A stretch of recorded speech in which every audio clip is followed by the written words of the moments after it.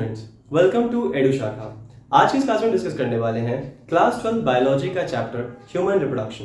इससे पहले मैंने इस चैप्टर पर ऑलरेडी वीडियो बनाया हुआ है जिसमें हमने डिस्कस किया मेल रिप्रोडक्टिव पार्ट्स और स्पर्मेटोजेनेसिस के बारे में। आज की इस वीडियो में डिस्कस करने वाले हैं फीमेल रिप्रोडक्टिव पार्ट और oogenesis के बारे में। चलिए शुरू करते हैं फीमेल रिप्रोडक्टिव पार्ट्स के बारे में। फीमेल रिप्रोडक्टिव पार्ट्स में जो मेन पार्ट होता है वो होता है पेयर ऑफ ओवरीज। फीमेल्स में एक जोड़ा जो ओवरी का उपस्थित होता है ये लगभग जो 2 से 4 सेंटीमीटर लंबा होता है। और इसका काम क्या है? तो इसका दो काम है। एक तो ये हार्मोन का प्रोडक्शन करता है, जो फीमेल हार्मोन्स होते हैं एस्ट्रोजन, प्रोजेस्टेरॉन, ये इन सारे हार्मोन्स का प्रोडक्शन करता है। दूसरा, ये ओवम या एग सेल का निर्माण करता है। तो इसका दो काम है, हार्मोन प्रोडक्शन और साथ ही साथ जो है गैमेट का प्रोडक्शन। गैमेट जो फीमेल सेक्स सेल है जिसको ओवम कहते हैं वो भी जो है ओवरीज के अंदर प्रोड्यूस होता है। ये जो है एक तरफ से यूट्रस से जुड़ा हुआ है थ्रू लिगामेंट्स, तो लिगामेंट्स के द्वारा जो है ये यूट्रस से जुड़ा हुआ है और दूसरी तरफ से जो है ये ओविडक्ट से अटैच होता है। इसके बाद अगला जो पार्ट है again pair of oviduct. Oviduct भी जोड़ा में रहता है। यहाँ पर ओविडक्ट की शुरुआत होती है ये कुछ उंगलियों की जो तरह स्ट्रक्चर आपको यहाँ पे दिखाई दे रहा है, तो ये जो उंगलियों की तरह स्ट्रक्चर इसको फिमराई कहते हैं। ये जो फिमराई होता है अंदर की तरफ खुलता है, तो ये मोटा सा एक बड़ा सा जो एक स्ट्रक्चर आपको देखने को मिलेगा। इस बड़े से स्ट्रक्चर को बोलते हैं इनफंडिबुलम, जो आगे जाके नैरो हो जाता है, जिसको कहा जाता है एम्प्यूला। एम्पुला की बात करें तो एम्पुला वो क्षेत्र है, वो जगह है जहां पर स्पर्म और ओवम आपस में मिलते हैं। तो एम्पुला को हम बोल सकते हैं साइट ऑफ फर्टिलाइजेशन। तो एम्पुला ही वो जगह है जहां पे फर्टिलाइजेशन होता है। इसके बाद जो है अगला जो पार्ट है ओविडक्ट का वो है इस्थमस। इस्थमस जो है आगे जाके ओपन हो जाता है यूट्रस में। फीमेल ओविडक्ट जो होता है ये लगभग जो है 10 से 12 सेंटीमीटर लंबा होता है। और इसका काम क्या है? तो यहाँ पर एक तो फर्टिलाइजेशन हो रहा है और दूसरा जो फर्टिलाइज एग है उसको ये यूट्रस तक पहुंचाने का कार्य करता है। उसके बाद अगला जो ऑर्गन है, पार्ट है, वो है यूट्रस। यूट्रस को उम्ब कहते हैं, हिंदी में कोक्ष को कहा जाता है। तो ये जो यूट्रस है ये इन्वर्टेड पेयर की तरह, उल्टा जो है नाशपाती की तरह नजर आता है और इसकी जो दीवारें हैं वो 3 लेयर्स में बटी हुई हैं। यूट्रस का जो वॉल है ये 3 लेयर्स में डिवाइडेड है। बाहरी जो वॉल होता है इसको पेरीमेट्रियम कहा जाता है, बीच वाला जो लेयर है इसको मायोमेट्रियम और अंदर की तरफ जो लेयर होता है इसको एंडोमेट्रियम कहा जाता है।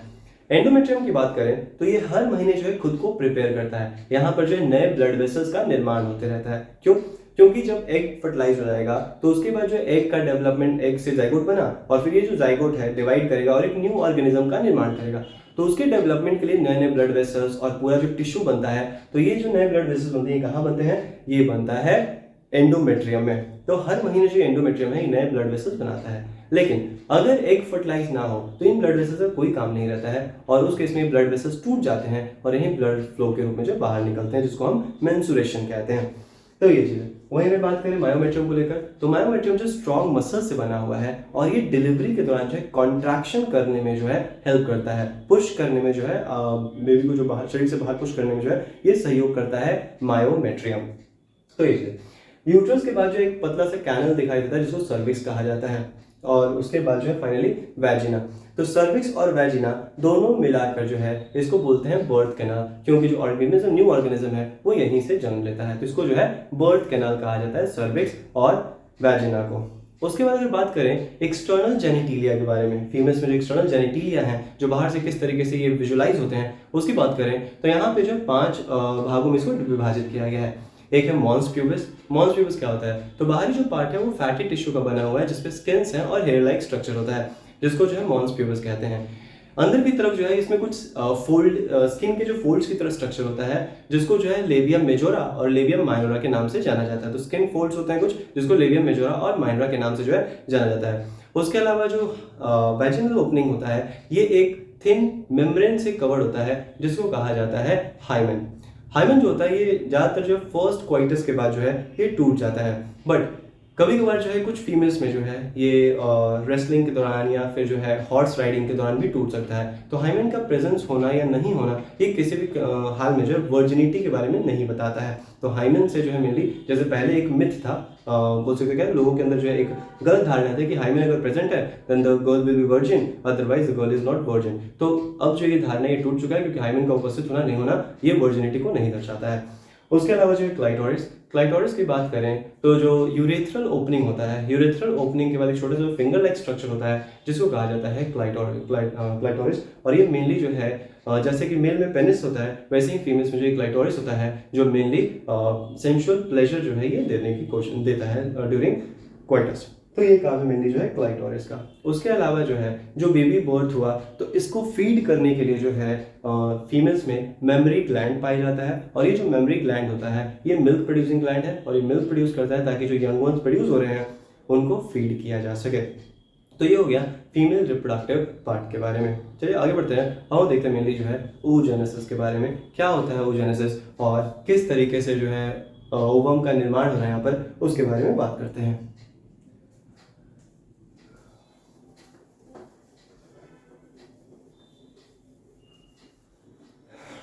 अब बात करते हैं oogenesis के बारे में, किस तरीके से ओवम या एग सेल का प्रोडक्शन होता है फीमेल्स में, उसकी बात करेंगे।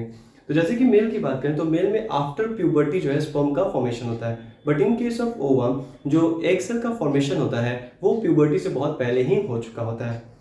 जब एक फीमेल जो है जब वो फीटस रूप में होती है, फीटस मतलब भ्रूण के रूप में जब होती है इनसाइड हर मदर्स वूम्ब, तो उसी समय जो है उसके अंदर मिलियंस ऑफ ओगोनियल सेल्स का निर्माण हो जाता है। एक भ्रूण के अंदर जो अगर भ्रूण जो लड़की है तो उसके अंदर जो है मिलियंस ऑफ ओगोनियल सेल्स का निर्माण हो जाता है जन्म से पहले ही। ये जो ओगोनियल सेल्स होते हैं मेनली ये क्या करते हैं, ये ओगोनियल सेल्स जो होते हैं ये शुरुआत कर देते हैं मियोसिस वन जहां पे इनका जो है डिवीजन शुरू हो जाता है।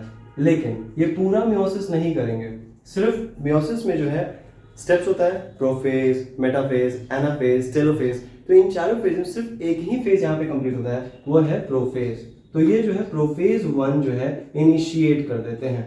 तो ओगोनियल सेल्स जो होते हैं बर्थ से पहले क्या हो रहा है, इनमें मियोसिस स्टार्ट हो चुका है और ये प्रोफेज 1 कर, पूरा भी मियोसिस नहीं होगा, सिर्फ प्रोफेज 1 पे होके जो है ये अरेस्ट हो जाते हैं, वहीं पर जो है ये रुक जाते हैं।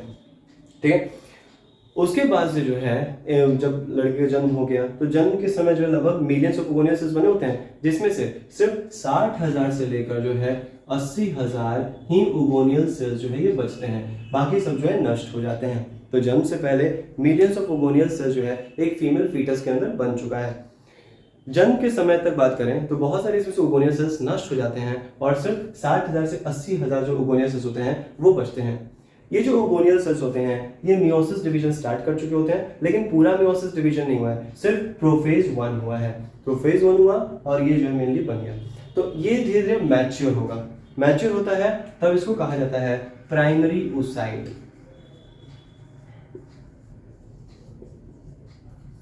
अब ये जो प्राइमरी oocyte है ये इसी स्टेज में रहेगा जहां पे इसका सिर्फ प्रोफेज 1 हुआ है, मियोसिस शुरू हो चुका है, प्रोफेज 1 हुआ है। मियोसिस की बात करें तो मियोसिस वो डिवीजन होता है जिसमें क्रोमोसोम की संख्या आधी हो जाती है। मेनली गैमेट्स के निर्माण के लिए जो है मियोसिस डिवीजन होता है। दूसरा था माइटोसिस जिसमें क्रोमोसोम की संख्या सेम होती है। तो यहाँ पर जो है मियोसिस डिवीजन होगा। अब मियोसिस की बस शुरुआत हुई है, प्रोफेज 1 पे ही जो है रुक चुका है, तो प्राइमरी oocyte। उसके बाद जब लड़की जो है गर्ल जो अटेन कर लेती है प्यूबर्टी, तो प्यूबर्टी के बाद से क्या होता है, प्यूबर्टी के बाद से बात करें तो जो ओवरी है, ओवरी में आउटर पार्ट को बोलते हैं एपिथेलियम, बाहरी जो है एपिथेलियम हो गया, और अंदर जो होता है स्ट्रोमा हो गया, अंदर वाले पार्ट को जो है स्ट्रोमा कहा जाता है। ठीक है, अब इसमें स्ट्रोमा की बात करें तो अंदर जो स्ट्रोमा है उसको मेड्यूला और बाहरी स्ट्रोमा को बोलते हैं कॉर्टेक्स। तो इस स्ट्रोमा में क्या हो रहा है, इस स्ट्रोमा में जो है अब हर समय जो है, अच्छा 2 ओवरी है, दोनों में से किसी एक में जो है ये एक ओवम जो है वो रिलीज होने लगेगा, एक ओवम जो है वो आने लग जाएगा प्राइमरी oocyte। ठीक है, एक ओवम रिलीज होने लगेगा, एक समय में सिर्फ एक। ओके, हाँ, बाई चांस कभी कभार होता है कि दोनों ओवरी में एक प्रोडक्शन हो जाए, और अगर ऐसा होता है कि दोनों ओवरी में एक एग प्रोडक्शन होता है और वो दोनों ही अगर फर्टिलाइज होते हैं तो इन दैट केस इसके चलते ही ट्विंस का प्रोडक्शन होता है। लेकिन ऐसे ट्विंस को बोलते हैं डाइजाइगोटिक ट्विंस। ठीक है, तो ये चीज, तो एक समय में अभी एक ही जो है ओवम का निर्माण हो रहा है। ठीक है, तो इसमें क्या होगा कि जो ओगोनियल सेल्स बना हुआ है, एक ओगोनियल सेल्स जो है ये स्ट्रोमा में आने लगता है, जो मेडुला रीजन है स्ट्रोमा का उसमें रिलीज होने लग जाएगा, ये चीज है। तो इसको कहेंगे प्राइमरी oocyte। ठीक है, अब ये जो प्राइमरी oocyte है ये क्या करता है, तो अपने चारों तरफ एक दीवार बनाना शुरू कर देता है। दीवार किस चीज का, ग्रैन्युलोसा सेल का जो है एक लेयर बनाना ये शुरू कर देता है। इस सेल को बोलते हैं ग्रैन्युलोसा सेल। तो ग्रैन्युलोसा सेल का एक लेयर बना लिया, ठीक है। और ये जो पहला लेयर बना है, पहले लेयर को बोलते हैं प्राइमरी फॉलिकल। तो प्राइमरी oocyte ने क्या किया, अपने चारों तरफ जो है एक ग्रैन्युलोसा सेल का एक लेयर बना लिया जिसको प्राइमरी फॉलिकल कहा जाता है, ठीक। इसके बाद ये प्राइमरी फॉलिकल जो है और जो डेवलप हो जाता है, इसके बाहर जो एक और लेयर ग्रैन्युलोसा सेल का बनता है जिसको बोलते हैं सेकेंडरी फॉलिकल। तो अंदर प्राइमरी oocyte बैठा हुआ है, बाहर जो है पहले तो एक लेयर था,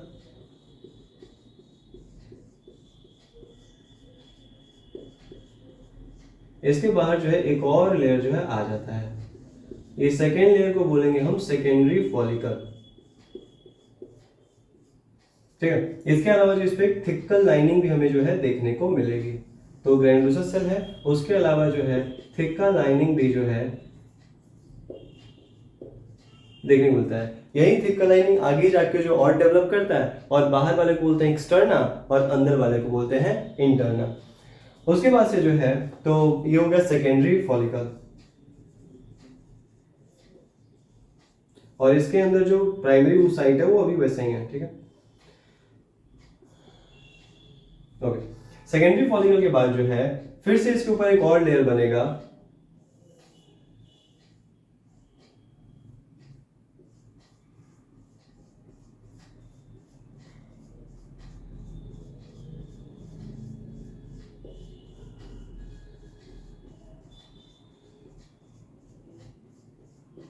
पहले दो लेयर था, फिर अब तीसरा लेयर बनता है, और इस तीसरे लेयर को कहते हैं टर्शियरी फॉलिकल। तो अब इसको कहा जाएगा क्या, टर्शियरी फॉलिकल। तो अभी जो है ना सिर्फ बाहर जो वॉल का निर्माण हो रहा है, बाहर जो फॉलिकल्स बन रहे हैं इनका निर्माण, follicle outer covering, tertiary follicle. अच्छा, इसमें क्या दिखाता है, सेकेंडरी और टर्शियरी के बीच में कुछ जो है फ्लूइड लाइक सब्सटेंस जो है भर जाता है, कुछ तरल पदार्थ जो है इसमें उपस्थित होता है। इस तरल पदार्थ को कहते हैं एंट्रम। एक गैप होता है जिसमें तरल पदार्थ होता है, इसको कहा जाता है एंट्रम। यही जो टर्शियरी फॉलिकल बना, यही और ज्यादा डेवलप कर जाता है, और मैच्योर होने के बाद ये टर्शियरी फॉलिकल क्या बन जाएगा, ये बन जाता है ग्राफियन फॉलिकल। तो पहले एक सेल उगोनिया था, उगोनिया के क्या हुआ, शुरुआत हुआ मियोसिस, मियोसिस पूरा नहीं होगा, सिर्फ वही प्रोफेज 1 हुआ है, तो ये बन जाता है प्राइमरी oocyte, ठीक है। मैच्योर होगा उसको बोलेंगे प्राइमरी oocyte। प्राइमरी oocyte के बाहर पहले वॉल्स का निर्माण हो रहा है, जिसमें देखते हैं पहले प्राइमरी फॉलिकल बना। ये प्राइमरी फॉलिकल किससे बना हुआ है, ग्रैन्युलोसा सेल से बना हुआ है।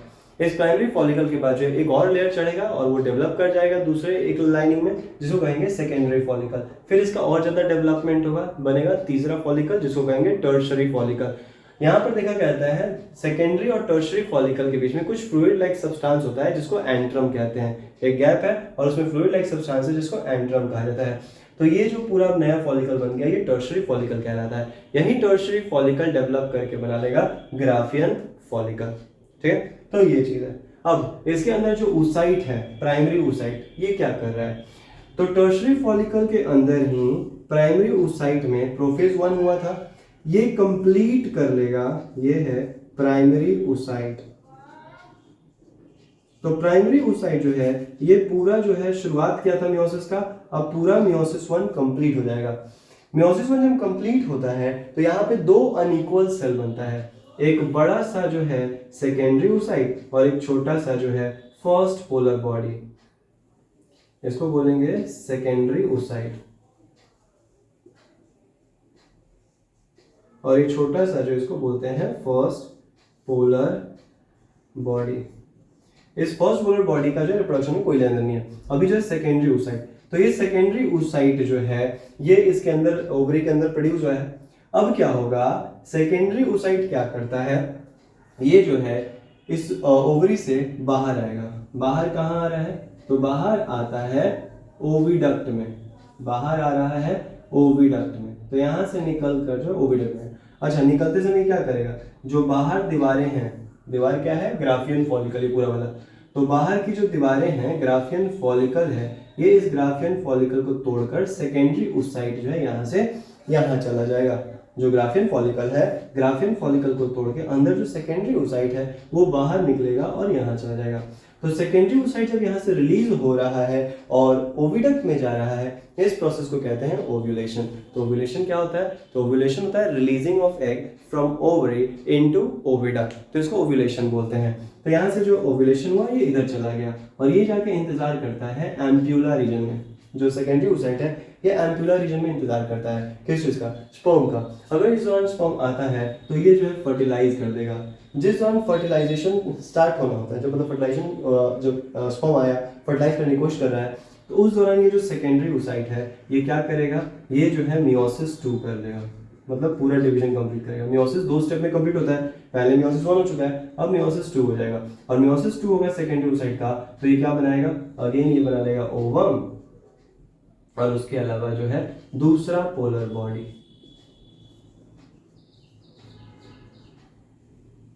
तो ये बन जाएगा ओवम और सेकेंड पोलर बॉडी का निर्माण हो जाएगा। तो इस तरीके से ओवम को फर्टिलाइज करेगा। ये अपने बाहर जो एक लेयर बना लेता है जिसको कहते हैं जोना पेलुसिडा। तो ओवम जो है ये कवर्ड होता है बाय हार्ड प्रोटेक्टिव लेयर जिसको जोना पेलुसिडा जो है कहा जाता है। और इस तरीके से यहाँ पर जो है ओवम का निर्माण हुआ, फर्टिलाइज होगा, वो फर्टिलाइज होकर ओवम और स्पर्म फर्टिलाइज क्या बनाएगा? जाइगोट, और फिर जाइगोट जो है आगे बढ़ेगा यूट्रस की तरफ। तो ये चीज जो है हो गया oogenesis। इस पूरी प्रक्रिया को हम बोलते हैं oogenesis। तो oogenesis क्या होता है? oogenesis वो प्रोसेस है जिसके द्वारा फीमेल के अंदर जो है ओवम या फिर एग सेल का प्रोडक्शन किया जाता है। क्या हो रहा है? सबसे पहले जब फीटल स्टेज में है बच्चा, तभी जो है मिलियंस ऑफ ओगोनियल सेल्स का निर्माण हो जाता है। बहुत सारे जो है ओगोनियल सेल, यही ओगोनियल सेल्स जो है ओवम या एग सेल का निर्माण करेंगे, तो मिलियंस ऑफ ओगोनियल सेल्स बन जाते हैं। लेकिन जन्म तक बहुत सारे नष्ट हो जाएंगे, सिर्फ 60,000 से 80,000 ओगोनियल सेल्स जो है वो बचते हैं। ये ओगोनियल सेल्स क्या करते हैं? ये ओगोनियल सेल्स जो मियोसिस डिवीजन स्टार्ट करते हैं। पहला मियोसिस कर रहे हैं जिसमें प्रोफेज 1 ही होता है। मियोसिस के 4 स्टेप्स हैं, prophase 1 and metaphase 1, anaphase 1, telophase 1, जिसमें सिर्फ प्रोफेज 1 जो है यही होता है और उसके बाद ये रुक जाता है। फिर जब गर्ल जो है अटेंड कर लेगी प्यूबर्टी, तो प्यूबर्टी के बाद क्या होगा? तो प्यूबर्टी के बाद होता ये है कि एक एक ओगोनियल सेल्स जो है वो ओवेरियन स्ट्रोमा में रिलीज किए जाते हैं और वहां पर फिर क्या होगा? वहां पे इनका डेवलपमेंट होगा। किस तरीके का डेवलपमेंट? सबसे पहले इनके चारों तरफ एक वॉल बनाया जाएगा। तो पहले एक सिंगल लेयर वॉल बनता है ग्रेनुलोसा सेल का। इस वॉल को कहते हैं प्राइमरी फॉलिकल। वॉल को बोला गया प्राइमरी फॉलिकल। इस प्राइमरी फॉलिकल के अंदर जो है oocyte है। उसके अलावा इसके बाद जो है एक और लेयर चढ़ता है ग्रेनुलोसा सेल का, थिकल लाइनिंग से कवर हो जाता है, तो इसको बोलते हैं सेकेंडरी oocyte, सेकेंडरी फॉलिकल। इस सेकेंडरी फॉलिकल के ऊपर एक और लेयर चढ़ेगा ग्रेनुलोसा सेल का और ये डेवलप कर जाएगा टर्शियरी फॉलिकल में। टर्शियरी फॉलिकल जो है और ज्यादा विकास करता है और विकास करके बना लेता है ग्राफियन फॉलिकल। तो ये चीज है। फाइनली ग्राफियन फॉलिकल के अंदर क्या हो रहा है? तो जो oocyte बैठा हुआ है अंदर की तरफ वो डिवीजन करता है। पहले होगा मियोसिस 1 डिवीजन। जो मियोसिस 1 शुरुआत होगा प्रोफेज 1, अब पूरा कंप्लीट होगा, मेटाफेज, एनाफेज, टेलोफेज सारा जो है कंप्लीट हो जाएगा और फाइनली बनेगा सेकेंडरी oocyte और फर्स्ट पोलर बॉडी। ये सेकेंडरी oocyte कहाँ बन रहा है? इसी के अंदर, ग्राफियन फॉलिकल के अंदर ही सेकेंडरी oocyte जो है बन रहा है। अब ये जो सेकेंडरी oocyte है ये क्या करेगा? ओवरी से रिलीज हो जाएगा, चला जाएगा कहाँ? ओविडक्ट में, और ओविडक्ट के एम्प्यूला रीजन में जाके वो वेट करता है। अगर इस दौरान स्पर्म आ जाता है तो उसका मियोसिस 2 हो जाए। जो ये सेकेंडरी oocyte है, सेकेंडरी oocyte क्या करे? जैसे स्पर्म आएगा फर्टिलाइज करने की कोशिश करेगा, तो उस दौरान जो है सेकेंडरी oocyte मियोसिस 2 कंप्लीट कर लेगा और मियोसिस 2 कंप्लीट करने के बाद ओवम और साथ ही साथ सेकेंड पोलर बॉडी का भी निर्माण करेगा। तो यहाँ से अगर हम बात करें कि पूरा जो oogenesis है इसके दौरान बना क्या क्या, तो ओवरऑल अगर हम बात करें तो oogenesis के दौरान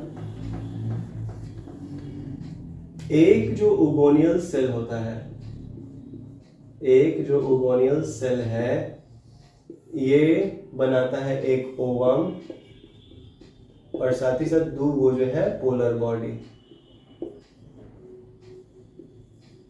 यहाँ पे अनइक्वल डिवीजन होता है, एक बड़ा सेल बनता है, एक छोटा सेल बनता है। जो छोटा सेल बनता है उसको पोलर बॉडी कहते हैं। तो पहले डिवीजन से एक पोलर बॉडी बना और दूसरे डिवीजन से दूसरा पोलर बॉडी बना, तो 2 को पोलर बॉडी मिलेगा और एक जो है ओवम मिलेगा। तो इस तरीके से जो है oogenesis के दौरान हमें एक ओवम और 2 जो है पोलर बॉडी यहाँ बनता हुआ दिखाई देगा।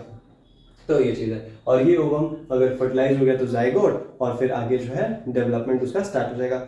लेकिन अगर फर्टिलाइज नहीं होता है तब क्या होगा? तो अगर फर्टिलाइज नहीं होता है तो इस ओवम का कोई काम नहीं है। साथ ही साथ जो एंडोमेट्रियम में यूट्रस का जो वॉल था एंडोमेट्रियम, जिसपे नए नए ब्लड वेसल्स बने थे, अब उन ब्लड वेसल्स का भी कोई काम नहीं है। तो ये दोनों के दोनों जो है ओवम, ब्लड वेसल्स, ये सब किसी काम के नहीं, तो ये डिजेनरेट हो जाएंगे, टूट जाएंगे और यही जो ब्लड फ्लो के रूप में बाहर आता है, जिस प्रक्रिया को हम कहते हैं मेंस्ट्रुएशन। ठीक है, आगे देखते हैं मेंस्ट्रुअल साइकिल के बारे में।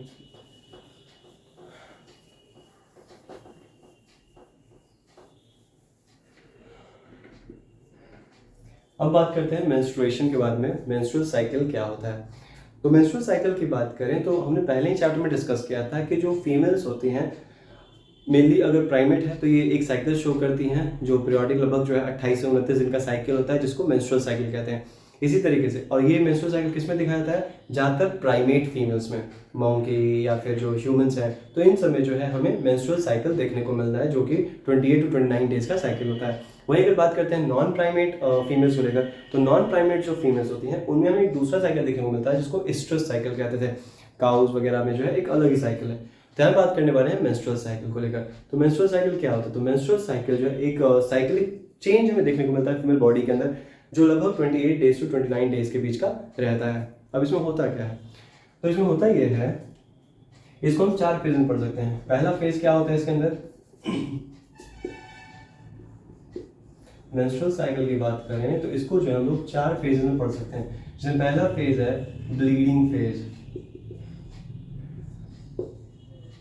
या फिर इसको हम बोल सकते हैं मेंस्ट्रुअल फेज। ब्लीडिंग फेज का मतलब क्या होता है? ये लगभग जो है 3 से 5 दिनों तक जो है चलता है ब्लीडिंग फेज, और यही फेज है जिसके अनुसार आप टाइम कंप्लीट कर सकते हो, क्योंकि यही जो है बाहर से विजिबल होता है, बाकी जो अन्य फेजेस है वो विजिबल नहीं है।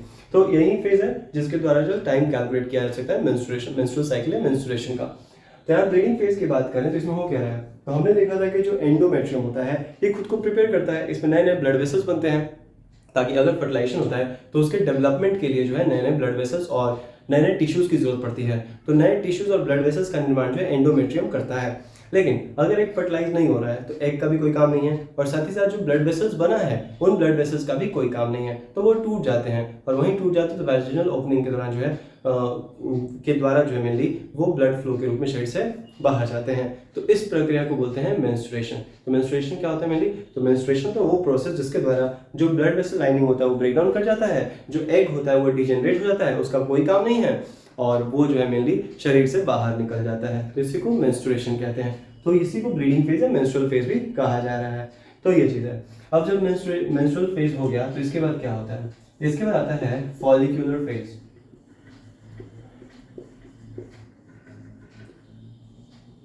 फॉलिक्यूलर फेज की बात करें तो फॉलिक्यूलर फेज का मतलब क्या हुआ?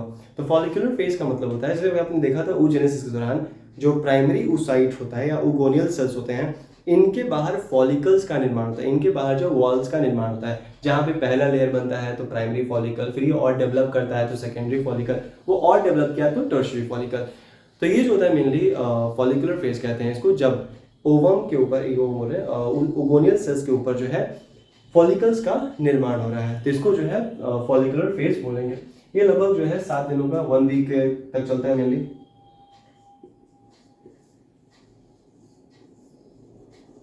ठीक है, 7 से 10 दिन तक जो है चलेगा फॉलिकुलर फेज। उसके बाद मेंस्ट्रुअल साइकिल के बीचों बीच जो है यहाँ पर क्या होता है? इसमें होता है ओव्यूलेशन।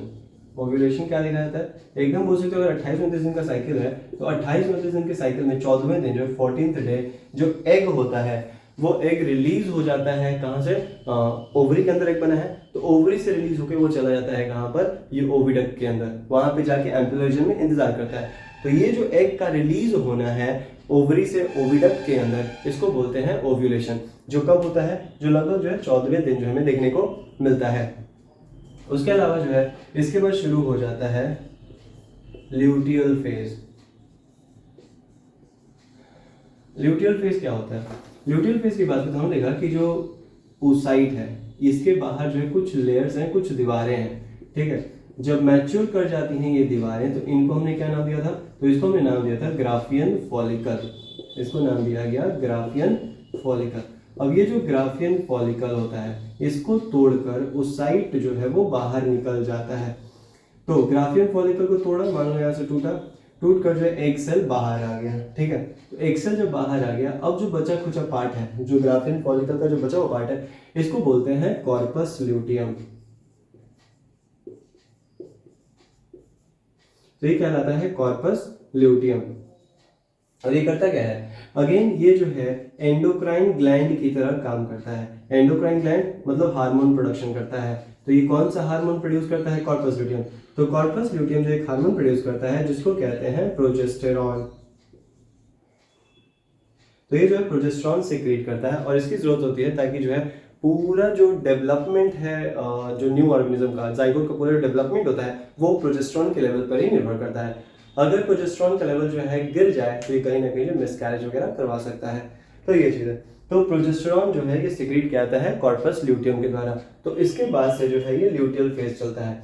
यहाँ पर जाके जो है ये एम्पुलर रीजन में जो है ओवम इंतजार करता है। अगर एग फर्टिलाइज नहीं होता है तो जो कॉर्पस ल्यूटियम होता है ये नष्ट हो जाता है और ये नष्ट होने से प्रोजेस्टेरॉन का लेवल नीचे आएगा। और जैसे ही प्रोजेस्टेरॉन का लेवल नीचे आता है जो एंडोमेट्रियल लाइनिंग होती है वो टूट जाता है, जो एग सेल है उसका भी कोई काम नहीं रहा, फिर से जो है ब्रीडिंग फेज स्टार्ट हो गया। तो इस तरीके से जो है ये पूरा जो है मेंस्ट्रुअल साइकिल चलते रहता है। अब देखें जरा हार्मोन्स का यहाँ पे क्या रोल है। जैसे आप देखा मेनली दो हार्मोन्स जो हैं वो यहाँ पे इंपॉर्टेंट रोल प्ले कर रही हैं। कौन कौन से दो हार्मोन्स हैं, एक हाइपोथैलेमस के द्वारा सिक्रीट किया जाता है मेनली जो है गोनाडोट्रोफिन रिलीजिंग हार्मोन। सबसे पहले हाइपोथैलेमस सिक्रीट कर रहा है गोनाडोट्रोफिन रिलीजिंग हार्मोन। ये जो गोनाडोट्रोफिन रिलीजिंग हार्मोन होता है ये एंटीरियर पिट्यूटरी पे जाके काम करता है और एंटीरियर पिट्यूटरी दो हार्मोन रिलीज करता है। कौन सा, एक है ल्यूटिनाइजिंग हार्मोन और दूसरा जो है follicular stimulating hormone.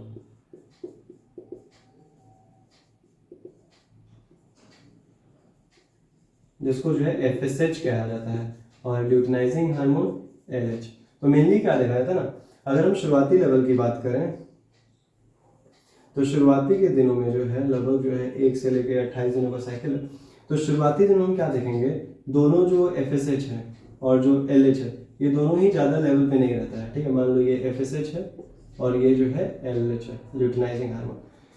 14th day जिस दिन ओव्यूलेशन हो रहा होता है उस दिन जो है ल्यूटिनाइजिंग हार्मोन भी पीक पे रहता है और जो फॉलिकल स्टिमुलेटिंग हार्मोन होता है ये भी अपने पीक पर रहता है। उसके बाद से जो है ये गिरेगा, ठीक है। तो ये है, तो इस तरीके से जो है ये हमें देखने को मिलेगा कि जो ल्यूटिनाइजिंग हार्मोन होता है ये ओव्यूलेशन में एक इंपॉर्टेंट रोल प्ले करता है। 14th डे जो है ये अपने सबसे लेवल पे होता है, सबसे ऊंचाई पे होता है, ये सबसे ज़्यादा सीक्रेट 14th डे ही हो रहा है। इसी तरीके से दो और हार्मोन है प्रोजेस्टेरॉन और एस्ट्रोजन।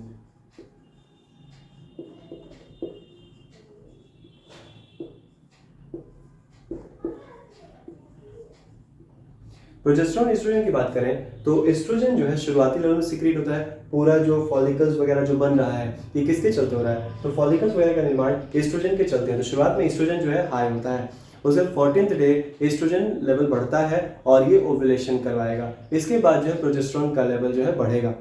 लेकिन अगर फर्टिलाइजेशन नहीं हुआ तो उसके बाद से जो है कॉर्पस ल्यूटियम डिजेनरेट कर जाएगा, एस्ट्रोजन का लेवल भी जो है घट जाता है। तो इस तरीके से ये जो हार्मोन्स होते हैं follicle stimulating hormone, luteinising hormone, oestrogen, progesterone, ये सभी मिलकर जो है कहीं ना कहीं इस साइकिल को जो है मेंटेन करते हैं। तो ये चीज़ है मेंस्ट्रुअल साइकिल, ठीक है। तो ये तो केस हो गया कब, मेंस्ट्रुएशन कब देखने को मिलता है, मेंस्ट्रुएशन तब देखने को मिलता है अगर एग फर्टिलाइज्ड नहीं हुआ है। एग फर्टिलाइज हो गया तो ये ब्रीडिंग फेज या कुछ भी देखने को नहीं मिलेगा। तो कहीं ना कहीं अगर जो है मेंस्ट्रुअल फ्लो नहीं हो रहा है किसी फीमेल में तो in that case it is indication for the pregnancy. Otherwise mainly क्या होता है, कभी कभी जो है ना हमेशा जरूरत नहीं होता, अगर 2-4 दिन लेट हो रहा है मेनली तो ये एक और कारण इसका हो सकता है ना, स्ट्रेस या फिर जो है अच्छा हैबिट्स, जो हेल्थी हैबिट्स होते हैं वो सब ना होना, खान पान ठीक से ना होना, तो ये सब का भी जो असर जो है देखने को मिलता है। लेकिन अगर मान लो बहुत लंबे समय तक अगर ये नहीं हो रहा है तो जाहिर सी बात है कहीं ना कहीं it can lead to the pregnancy. तो ये चीज़ है। तो ये हो गया मेनली जो है मेंस्ट्रुएशन के बारे में।